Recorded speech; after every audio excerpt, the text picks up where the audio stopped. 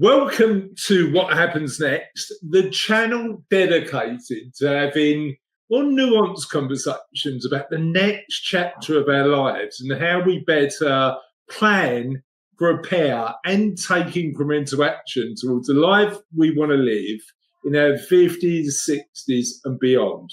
Now, I'm really excited today because I'm interviewing Tom, and we're going to talk about a range of subjects, but in particular, how knowledge of ourselves, self-awareness, can be something that we might have ignored later in our careers, but we need to renegotiate and renavigate when we're thinking about the next chapter of our lives. And it's really interesting because in certain aspects of my life, Tom, I'm having to adopt a bit of a beginner's mindset, because I've started to play paddle tennis and I'm shockingly bad.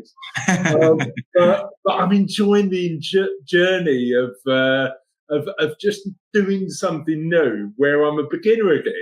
What aspects of your life do you think at the minute, you adopt a beginner's mindset in? What aspect of my life do I have a beginner? You know what? I feel I'm constantly learning when it comes to parenting. And I'm constantly of the view that I will inevitably fail because I'm new to this. Yeah, well, you know what? I mean, I think at every stage of my kids' lives, I've thought, am I doing this right? Am I doing this?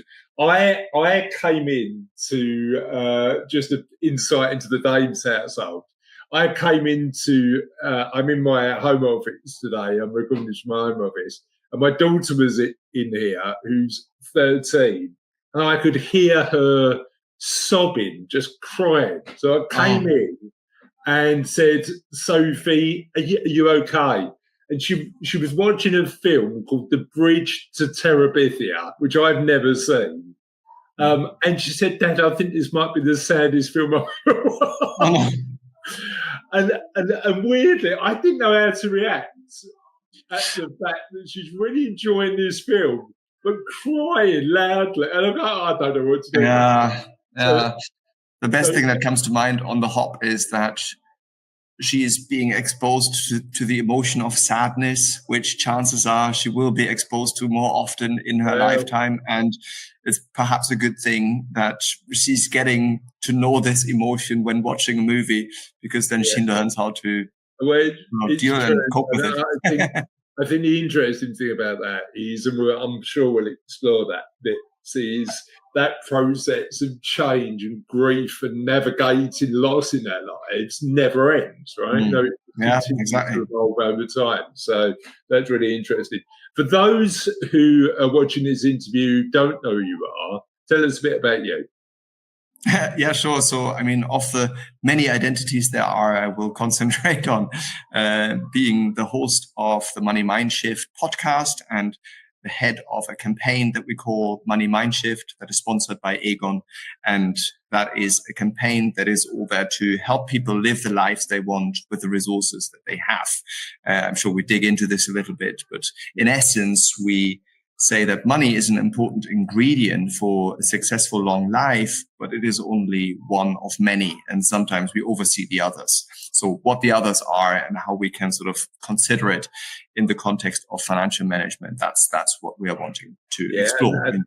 And that's 100% why we wanted you on the What Happens Next podcast, because actually using money as a tool, but also ignoring our life, particularly in the next chapter, is so multifaceted and multidimensional, is really important. But I'm interested, I'm really curious about the podcast's name, actually, because what made you go from Money Mindshift? And when we're thinking about the next chapter of our lives, what needs to shift in our minds when we're thinking about it? Yeah, I guess that's why we called it Money Mindshift, because there are different, a number of shifts required throughout our lives. So, the money mindset and the approach to money management that you have in your 20s ought to be quite different to your 30s and 40s and 50s and 60s and so on. I guess I just use the ingredient metaphor, and that's a useful metaphor. But perhaps another one could be that you see money as fuel, right? So where, you need the fuel to get the machine or to the car going. But once you have enough fuel, then it's other things that are important as well, that you have a good engine, that you have maintenance, that you have a clear map, like all those things, right? And that's, I think, akin to what we are exploring with Money Mindshift, that yes, money is important, but, so is your health, so are your connections, so are, what is giving you purpose and pleasure in life, etc. All those things, right? And we've got to sort of like think about those things. Exactly. We've got to think about the balance. And well, to be fair, I guess, it's balance over the course of our long lives. It may very well be that in your 20s, you focus income generation and you focus getting on the ladder and you focus, building savings muscle and a lot, all those things. And then actually it's perhaps skewing in favor of money, but chances are it shouldn't skew in favor of money throughout the long life that you're living. It's so interesting. I mean, I've spoken about this on my episode before, and in my own, and I'm late 40, so I'm 48 now.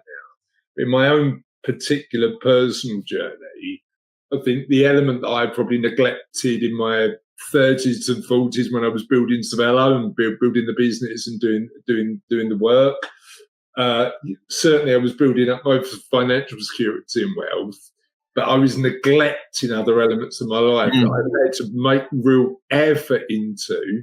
Yes, the past couple of years, particularly social well-being, just friendships, and the positive impact that has on our lives. In your experience, and from the people you've interviewed and the research you've done, what areas do we often neglect, and at what ages? I think, I think as you come out of, I have this sort of in my head, I never laid this out anywhere, but in my head, I have this, you're like in the first 18 years of your life, like when you are living with your parents, you're essentially financially dependent. Yeah. So then comes a stage where you are, perhaps briefly in survival or chaos mode, and you're craving independence, financial independence. Yeah. And this is where I think many people stop, right? There's like financial independence, right? And they have this, like, how can I become this? I mean, there's all the TED Talks and all the books on like financial independence. I think many people stop there. I think perhaps in the 20s, 30s or so, they stop there. And I would argue that it is what is becoming more important from perhaps the 30s. So this is my response to the question: when is it? 30s, perhaps late 30s or so, when people ought to discover that it's not financial independence that matters, but financial well-being. Yeah. And financial well-being is different, right? Because that's not just about being independent. That's about earning, spending, managing money in line with what makes you happy, and what makes you happy today, tomorrow, and beyond. Yeah, I love that. I find it absolutely fascinating, and we've done so many interviews on What Happens Next, and I love the fact that being a podcast host allows you to do something really interesting, because it allows you to turn around to people and go, I really want to pick your brains. Yeah. Because you've got a podcast, you've got the perfect platform to do it without it being too weird. Yes. What have you learned through the journey of being a podcast host? Yeah. So, and what have you learned the most about like the insights your guests have shared?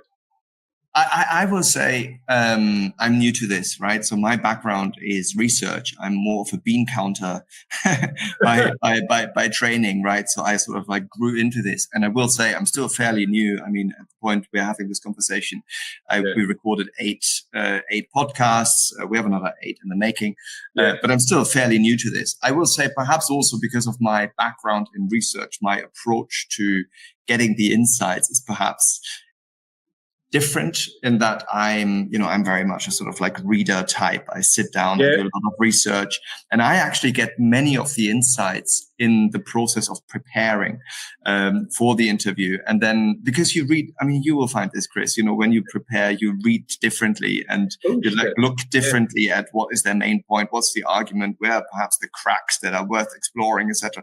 That sort of stuff. Like when you go into a conversation, you look at them slightly differently. That's where I would say I learn a lot. And then I see in the recording, I see myself much more as a sort of advocate of the listener to sort of like, get the juice, get the gold moments, etc. Out of it. That oftentimes I, however, know because I've prepared. I will say though, what are then the real insight moments, I guess, are the ones when sort of like personal anecdotes are being shared, that or when I have the opportunity to sort of like sense check my reading of the argument by running past by them a personal example and say, is this it? Is that what you mean? And then, then you sort of like go slightly deeper and you get something out that, wasn't there before. What was interesting to me is those, and I'm thinking about this quite a lot as I sort of redraft the book ready for the publisher, but that element of personal anecdote really drives a conversation. Yes. But actually you've got to fact check that personal I'm fascinated about what you do in terms of research. So how do you prep for a conversation you're having on your podcast? Well, I mean, I guess the subjects we explore, they are less factual and they're much more philosophical perhaps in nature. I mean, I give you an example. We had Anne Karpf on the pod, and Anne has written a wonderful book called How to Age. That was also the title of the episode, right? And the purpose of this was that many people, we have this massive gift that as a group we're living longer, healthier lives. Yeah. But the funny side effect of this is that aging fills us with a lot of anxiety and dread. And funnily enough, like especially the younger you are, the more dreadful you are, the more dreading, the more you dread, the next sort of round birthday, oh my God, I can't believe I'm turning 30. I can't believe I'm turning 40, etc. Anyway, and she has developed this concept of the arc of life. Okay, so this is philosophical in nature, yeah, right? It's a thinking tool, isn't it? Exactly. Yeah, exactly. And what she's saying is that as you age, you have gains and losses in sort of equal measure. And we need to sort of like gain that perspective of, seeing the gains, mourning the losses, but sort of like celebrating life along the sort of like along this arc. And that isn't something to, in reply to your question, Chris, this isn't necessarily something that needs to sort of like be fact checked, right? Because that isn't a fact as in, that is objectively the case. And, but it's more an approach. And what I would then do is, I would ask like, okay, right, is this akin to, again, we talked about like when you are a parent, right? And, in the first 2 years, you have the baby and you can cuddle them all the time. But, then they turn a toddler and then, you can't cuddle them all the time anymore because they're more independent. So you have like a gain, but you also have a loss. Is that a kid? That's the sort of conversation I would have. I actually think those thinking tools, particularly philosophical ones, are really powerful when we're navigating. Yes. We're changing our lives. I like the, and I think there's insights from philosophy everywhere, but that's all they are. They're frameworks for you to think about this navigating change in a different way. There's no black or white, is there? Yes, absolutely. Yeah, I agree.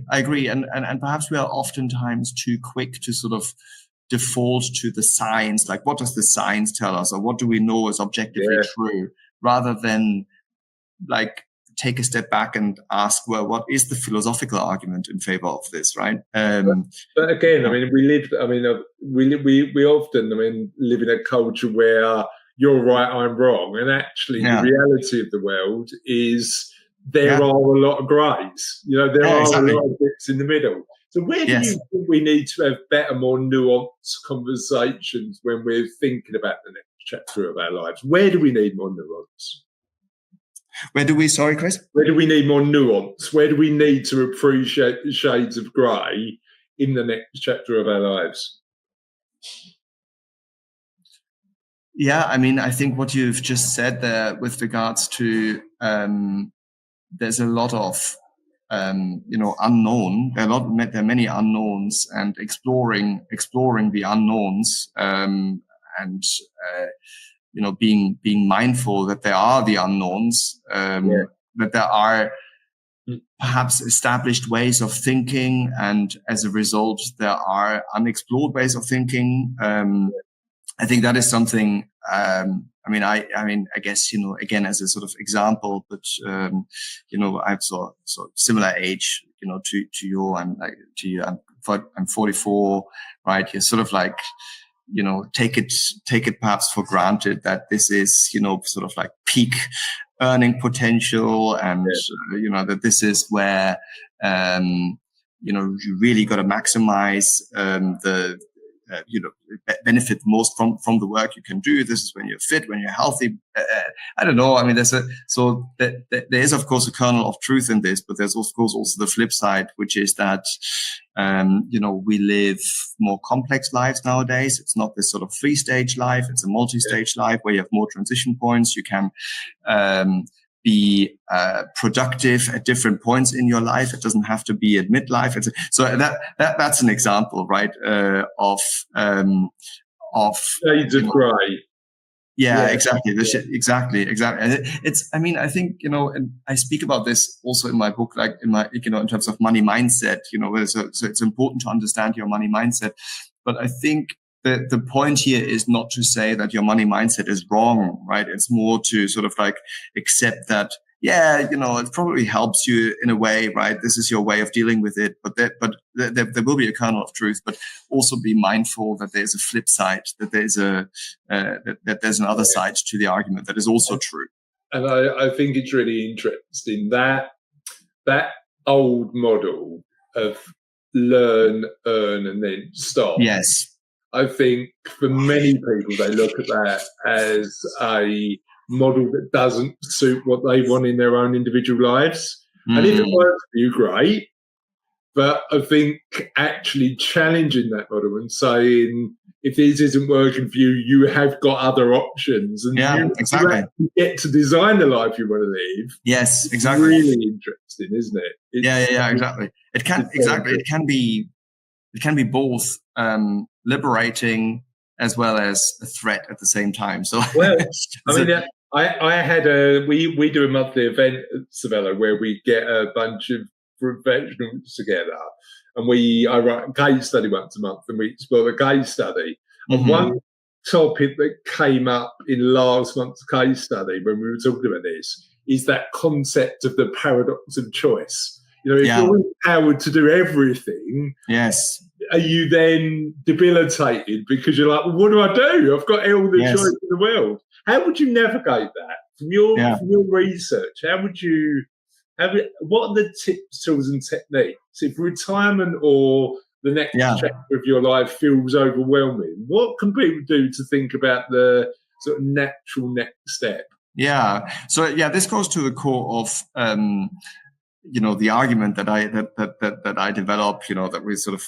explore also with Money Mindshift, and that is that self-knowledge is a type of asset class. Yeah. So I think, like when we think about like asset classes, we're very quick to point out property is an asset class, your income is an asset class. And, sociologists in the 80s came along and they would have said, well, your education is an asset class, your health is an asset class, who you know, etc. But I would say what you know about yourself in terms of, money mindset, which is briefly talked about that, but also in terms of what you know about yourself, in terms of what makes you happy, right? Like what gives you a sense of purpose, what makes you feel competent, what makes you feel worthwhile, what makes you feel useful in everyday life, right? These can be really banal situations. And at the same time, like what is it that gives you a sense of pleasure and joy in life, right? What gives you gratification, what gives you relaxation, etc. And these are really, they're big questions, but you can begin quite simply by just looking at last week or last month. Like, when did I really feel as though what I've done was useful, or made me feel competent, right? When did I feel really relaxed? When did I feel really happy, etc. Right? So you can just ask yourself those questions, I think, as a starting point, and I think they will be useful guides towards, what is it I want to do? Like, what next? Yeah. So based on what makes me happy. And I love that idea. And I think just working on that, I think we we really, at What Happens Next, we really like the idea of that hedonism, eudaimonism, and charonic well-being. So I think if I was talking to somebody about that, the 3 questions that I'd probably encourage them to think about is, what did you really love to do? What gave you purpose and meaning? Like the incremental thing that gave you purpose and meaning last week. And then how did you experience awe? And always the interesting one for me, and we had a guy called John Dunkley on the podcast. Oh, yeah. Yeah, I know him. Great guy. Yes. I said to him, in terms of awe, I'm not religious, and I get that people who are religious get a lot of community well-being from the connection they make with their religion, but also awe from their perspective on life. And he made the interesting point that the last time he experienced awe was when he was with 60,000 people at an electronic dance music concert going, this is amazing. I think I've experienced music and the connection to music in a way that's given me awe, but also nature, like swimming, walking in nature, walking in the forest, those sort of things. So I think that hedonism, what's fun, what gives you purpose and meaning, and then how do you experience awe, is a really good start. But if we're on this journey to get more self-awareness, what else do we need to think about? So can I just pick up one keyword that you said there, Chris, and this is experience, right? And this is, so I think this is really important, because I think we are very quick to say like what makes us happy and what makes us feel competent and useful, etc., because it sounds good. Yeah. So, and that's that old difference between evaluation and experience, right? So so I have a friend who works at the University of Edinburgh, just as an example. She works there, and she says always like how much she hates her job, essentially, right? Because she's like, I'm responsible for the supply chain management of the lab. It never goes. I don't have the money. I've got to write grant applications all the time. The students are not interested in what I say, blah, blah, blah. So it goes. And then she says, but what can I do? Right? I'm an academic. I love my job. And this is where you have this stark contrast between, what you experience day in and day out on the one hand, and then how you evaluate it on the other, right? And I think this is where you want to start, right? You really want to be thinking about, well, the experience in my everyday life, right? Not how does it sound, not like how do I justify it, or how do I, by the way, this goes to anything, it goes to work, goes to social relationships, goes to hobbies. I mean, I've been guilty of saying, I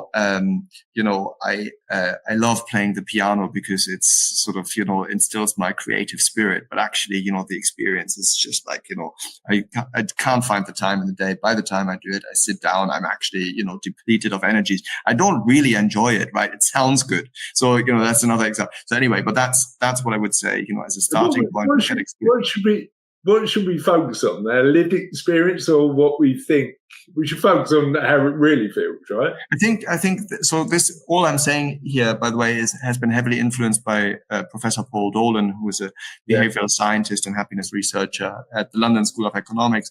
And really, I guess what he would probably suggest is almost like a diary, where you look at like, how did you spend your day? And, up until 8 o'clock, what did you do? Up until 10 o'clock, what did you do? I don't know. And it could be quite detailed.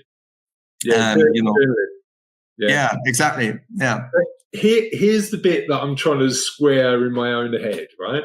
I do things that I enjoy, but I also find really frustrating.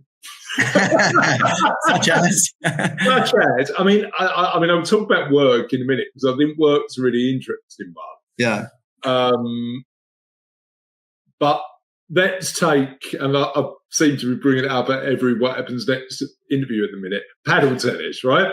I've started playing. I really love the social side. I really like when I make incremental improvement. But actually, I get annoyed at myself quite a lot as I'm on that learning journey. Right. So is frustration a way? I mean, look, Tom, it might be I need to get a bit more self-aware. Is frustration part of the journey in learning something new? And do we need to, particularly if we're in our 50s, 60s and navigating what happens next, what happens next looks like for us, do we need to go through this element of frustration and pain to get to the other side? I think you do. And was it not also John who on your podcast said you want to be stretched, but you want to be stretched just to the right degree. So you don't want to be like overstretched. And I think this is the case here. I would say, by the way, it isn't just about pleasure, right? So it isn't just about feeling joyful and relaxed and gratified all the time, right? It is also about the other side, which is, feeling competent and useful and contributing something. So I would say, when you have these moments of frustration, chances are you're probably frustrated because deep down, you see you're onto something, right? You're seeing you're building a competence in something. Perhaps you're frustrated because, it isn't going as fast as you wanted to, etc. But deep down, probably speaks to your sense of, I'm actually, quite confident. I'm making incremental progress. Exactly. Right? Yes. Yeah, exactly. So, I guess, what I would do here is I would, and this was another great that I gathered from Neil Page on the podcast when I interviewed him. And he spoke to the notion that emotions are data. Right. So they literally are, right. So they're sort of, you can like physically capture them and grasp them with fMRI scanners or whatever visual devices you would be using. But emotions do exist, right? Yeah. And the fact that they exist also just, they try to tell you something. And then, the way to work with this is to ask yourself, well, okay, what do I realize here? Like, we said here with your daughter earlier, when it was sadness. Now, here you feel frustration, perhaps you're feeling overwhelmed, right? I think, if you first are able to name what you're feeling and B, take the time out to reflect, well, what is this telling me, right? And then, and how might this be useful? How might I be working with this? And I mean, very quick sort of like diagnosis from a distance. But, I would say actually, because, you feel frustrated because you're on a journey of developing a new competency. And as a result, right, this is a good thing. Maybe something else, only Chris. But, the point is you work with it. And I guess, then the third thing is, because it is just an emotion, right? So it is there. You want to work with it, but you can still say, I'm in charge. So I realize choice, right? Yeah, exactly. I notice you overwhelmed. I notice you frustration. I notice you, I don't know, guilt, shame, whatever it is. I put you to the side because I'm in charge. But this is the interesting thing. I mean, that's where the philosophy for me really works well, because then I can think about the Stoic philosophy and focusing on what I can control. Yes. But also the Buddhist philosophy of being like water. Don't react too harshly. Let's understand it a bit more. And practically for me, that journaling helps me. As you said, taking the time to reflect. Yes. And then seeing how that fits into my life is really interesting. How are you? Can I ask you a question very quick, Chris? Okay. How do you do it? Like, do you have have you got a time protected where you do this, or is it like the last thing you do before you go to bed, or like on a very practical level? 10 minutes in the morning, 10 minutes at night. I start off with a practice that helps me realize how lucky I am every day. So the first question I ask myself, just because it starts my day off in a really good way, is what are the 3 things I'm most grateful for? And then I've got a little element about productivity. What do I want to achieve? And then I've got this sort of free writing bit where I go, okay, what's on my mind right now? And that bit, and it's, I don't know if you feel this way, Tom, but when I write, nobody's gonna read it. I'm never gonna show it to anybody, but I'm really honest with myself. That cathartic process of putting something on paper really helps frame my day. And I bet that just the process of articulating it, finding the right words is 100%. yeah. And you know what's been interesting for me? I've spent a 10-minute period writing something out and then deleted it because it's not actually how I feel. And I've realised halfway through that, no, that's not what I'm thinking.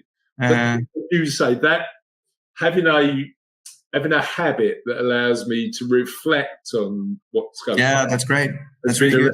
Has been a really big part of my life. Yeah.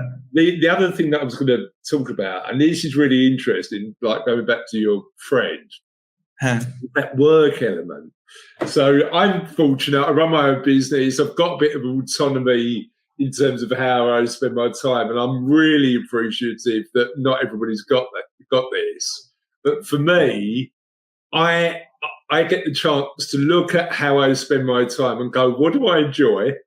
Yeah. And how do I do less of the elements that don't give me that purpose, meaning, and enjoyment? And how do I remove them?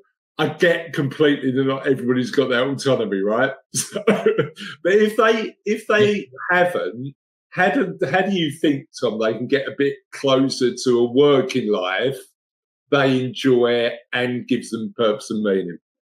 Yeah, I think if they did something like that, I mean, like on a Sunday afternoon, like look at the week ahead, look at what's up and like work out, what is it that you're looking forward to? What is it where you go like, oh my God, this is due again, whatever, and work with it. Absolutely, I think so. To the point of what we just discussed, right? There are insights in this, and you want to work with it. I think also what may be good, what will be a good exercise to do is a reflection on what your centers are. I call it your centers, call it your values, call it your. There's different words for it, but I like this is quite old, but Steve Covey of the 7 Habits of Highly Effective People. He talks about the different, some people are family centered, some people are wealth centered, some people are money centered, some people are community centered, etc., and so on. And be mindful of that, right? So assuming that you're not in sort of like financial chaos or survival mode, but you're sort of relatively stable, perhaps in growth stage or so. Try to figure out like. Yeah, exactly. Yeah. Financial liability plays a role, of course, as well. But that is a third component. Yeah, but these are questions I would suggest you ask yourself. Yeah. I'll tell you what else is interesting, and it comes back to that self-awareness element. I think if we're living as we know we are, longer, healthier lives, and it goes back to what we spoke about before about that sort of old model. I've been having a lot of interesting conversations with clients about how work plays a part in their life in the future, and actually for a lot of them, they're considering work's really important to them. What does work give us, and how do we manage our environments and look at work as a positive as opposed to something that we had to do, and how do we find work we love? Yeah, so absolutely, I can see it. I know the argument, and the many people would say I never retire because work is too important to me. I will say, by the way, I worry sometimes a little bit that this argument is especially pushed by people who are perhaps more work centered. And many people are. So, are you family centered? Are you work centered? Are you community centered? So yeah, exactly. I think a useful exercise I find we developed at Aegon, actually in partnership with the University of Edinburgh, was one where it's a very simple framework where you ask yourself, it begins with a simple question. You ask yourself, like, here you are, like in my case, here I am, aged 44. What are you glad you did? Right? So, what are you glad you did? And then you leap out 15 years. So here I am now aged, 59. And what will you be glad you did? What will I be glad I did, right? So what's happening here is you're engaging a part of the brain that's called the prospective brain. So obviously, as humans, we can visualize the future. Yeah. And once you've trained that a little bit, you can go through like different components of your future self and ask yourself, what are hopes and fears in relation to health, in relation to wealth, in relation to purpose, or call it work, in relation to, family, and in relation to like wider well-being, right? Yeah. And I think this may be a sort of like fast track to answer some of those questions around, what is the importance of work? It may be that you're saying something like, well, at age 59, I hope that I'm still able to like climb, I don't know, Ben Nevis, whatever. I can still hike. I can still go for hike. My fear is that if I work these crazy hours, I won't be able to do that anymore, right? Because I've burned out. The challenge, isn't it? The challenge is like work. Individuals who are primarily work focused. Yes. There's a trade-off potentially. Yes. Of how they spend their time, and managing that trade-off by thinking about the future, as you say, is an important.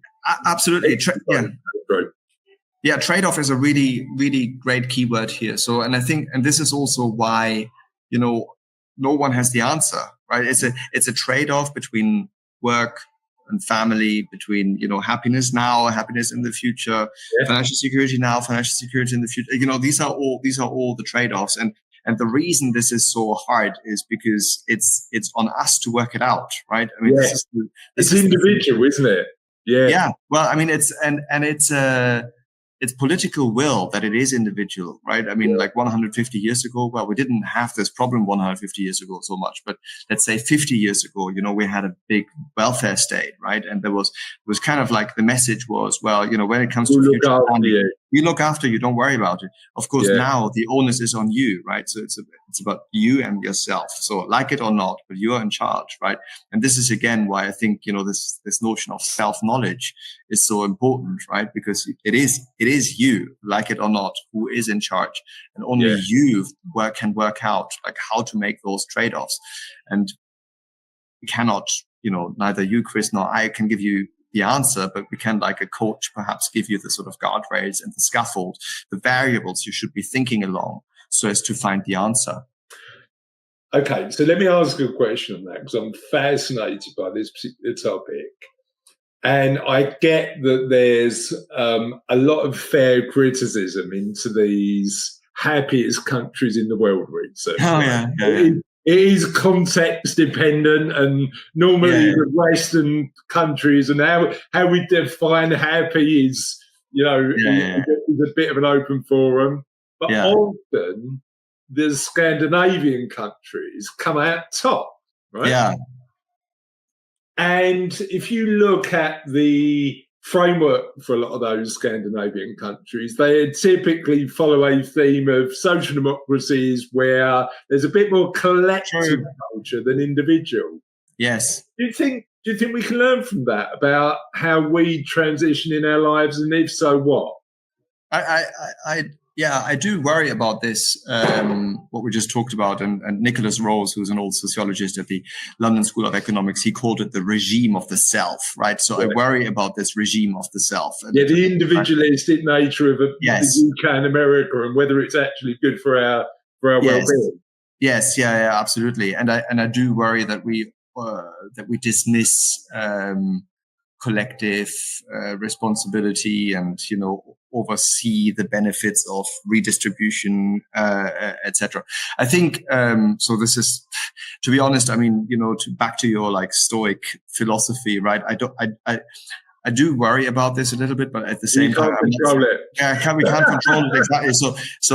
So I kind of accept that this is what it is. Reality. Right? So this is the reality, exactly. I think perhaps the thing that we can learn from the Scandinavian countries, though, and this is, I don't know where I picked this up, and if it is true, but I visit Sweden and Denmark as a tourist in the summer quite often. So and it sounds plausible, but what I hear sometimes is that really the reason in Scandinavia people are happier is because expectations are lower.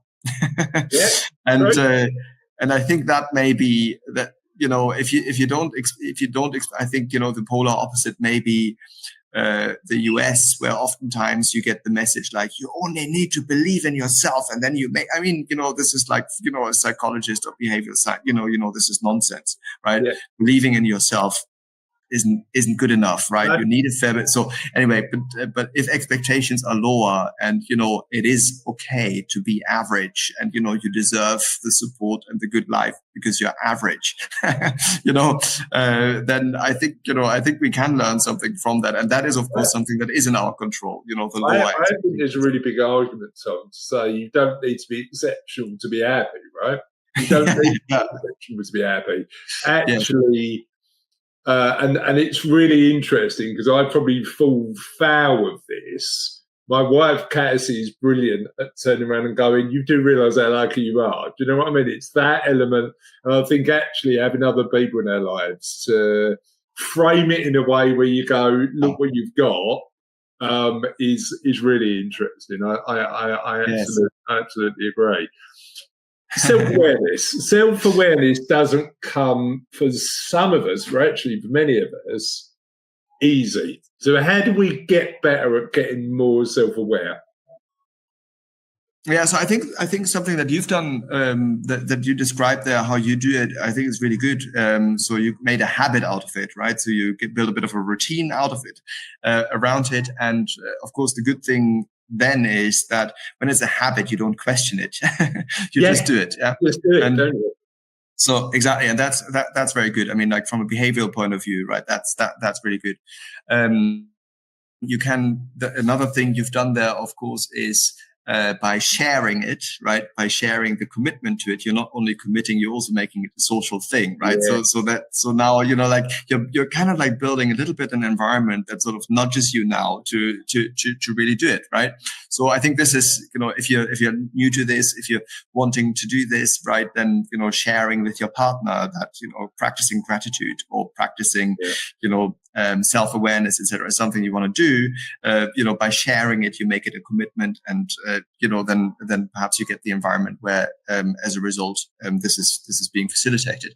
What I would say, and this is the hint in your question there, Chris, that the problem is, of course, that the challenge or the forces to sort of disable us, right? To disable this practice, they are massive, right? And I'm just thinking, like, the way the news work, the way online retail works, the way phones work, etc. So we have, what I'm saying is, there are so many forces like competing for our attention, right?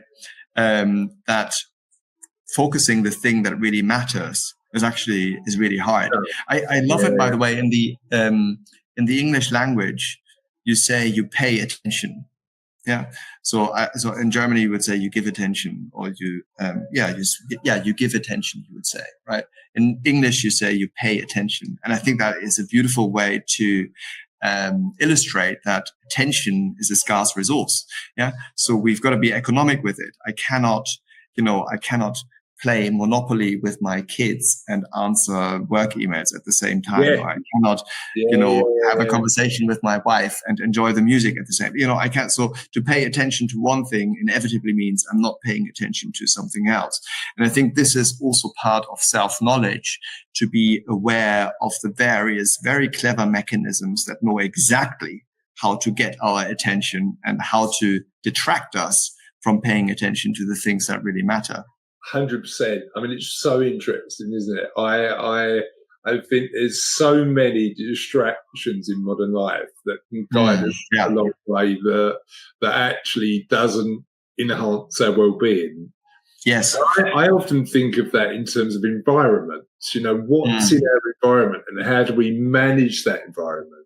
Yes. I suppose the other interesting thing with that is do we need to manage our environment from a social perspective to make sure we've got people around us who boost us and give us positivity and stuff like that? But what can we practically do to actually improve the environments we live in, to enhance our well-being?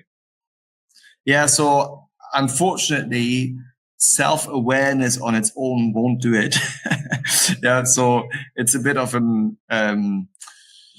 willpower, unfortunately, is not enough. I think you need to build that environment, as you say. I mean, one of the things I tell you what I do. I have made sure that the Wi-Fi, we have a mesh system at home, but I made sure that the mesh points, they don't go as far that I have a very good reception in the living room, right? Because just don't need it. Do I need it? No. I switched the phone off entirely on Sunday, so it's just like on a Saturday evening it goes off. And it has like my WhatsApp status says phone switched off on Sunday, and things like that. If you wanted to prevent, if you're an impulse shopper, for example, right, make sure that credit card information are not saved in your phone's browser. All those little things, right? So you can build those hurdles. I think that's what you've got to do, unfortunately, because as I say, this is a nice anecdote that I found when I researched my book. But the red circle that comes with notifications, right? Be it in WhatsApp or missed call. Or anyway, this goes back to Facebook, right? It was Facebook who had the notifications actually originally in light blue, right? Because the user researchers and designers felt, well, that's on par with, the kind of brand we want to be. We want to be friendly, and this is like the color palette of, the Facebook brand. Problem was, people didn't realize, right? They didn't realize that they got a new message or that there was a reaction to something, etc. And then what happened was they turned it to red, right? So, and when they turned it to red, of course, that's like color psychology, that's, warning, danger.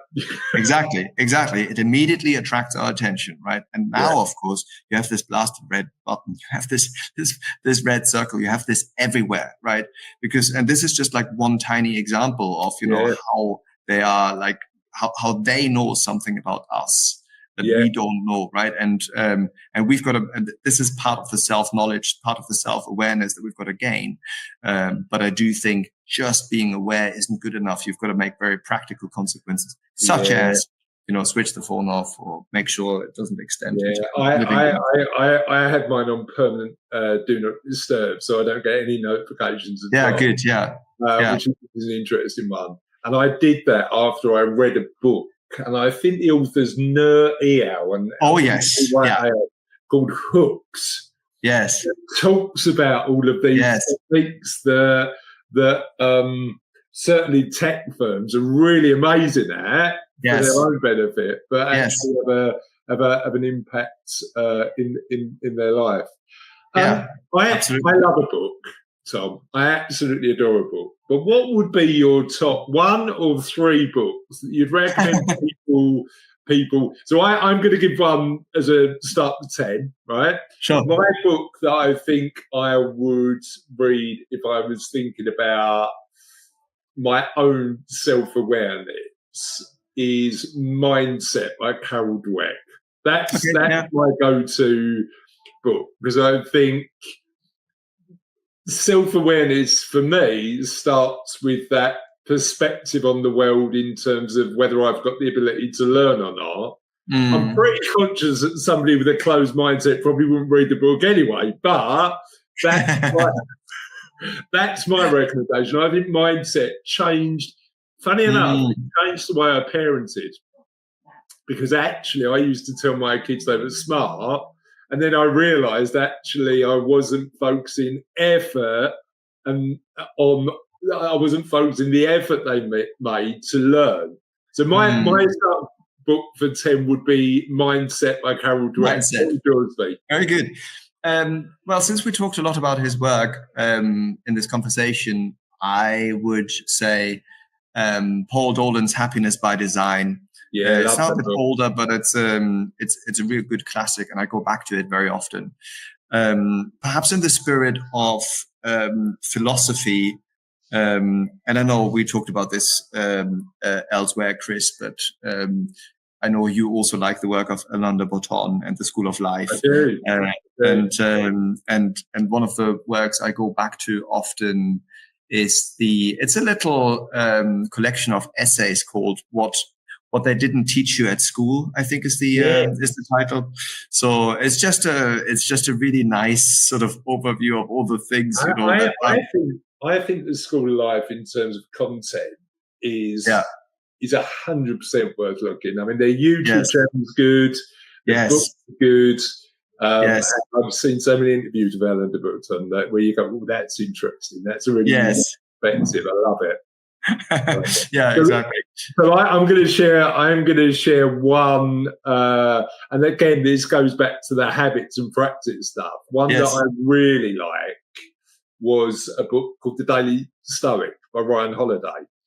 And I've actually stopped doing it this year, but in previous years, it's broken down into 365 Stoic lessons. Oh, wow.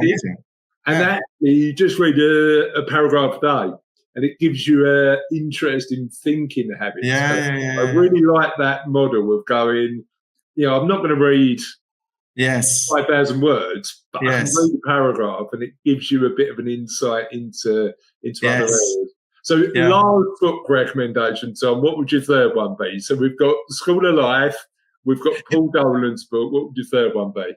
In the spirit of balance, I throw in a novel because I do think, novels are also underrated. And I think oftentimes, the big questions that we're dealing with, they're oftentimes actually being better answered or better dealt with in a novel. And you know what? The one...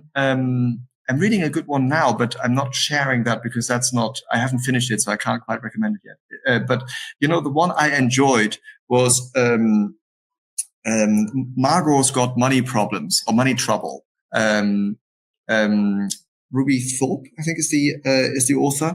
And this is a story of a young lady who becomes pregnant from her college professor and who's forced into producing adult content. She isn't quite forced, but given the circumstances, it was a decision that made sense to her. And as a reader, you can kind of sympathize with that decision. And there's a lot of, she's dealing with, of course, a lot of the, prejudice and, the judgment of the community, the family, and so all the sort of money mindsets and, what is and what isn't the right thing to do. But anyway, so I think there are some real good questions being asked in this book on, what isn't a good way to earn money and, what is it, how quickly are we to judge the way people earn their money, etc. All those things. So I thought that was a really good book. I think you're right. I think fiction often gives us unique insights into life, how to live it, and I think whereas a lot of us would pick up a novel and turn around and go, "That's interesting," often the academic and self-improvement literature we wouldn't. So that those novels are a good way to explore some of those ideas. I love that. Where can people find out a little bit more about you, the work you do, and the podcast? Yeah, sure. Thank you. So I'm quite active on LinkedIn. So feel free to hook up with me on LinkedIn. Money Mindshift. You just punch that into your podcast provider of choice, be it Spotify, be it Apple, Podbean, etc. All those, and you find us Money Mindshift as it's being typed out here under my picture, Money Mindshift.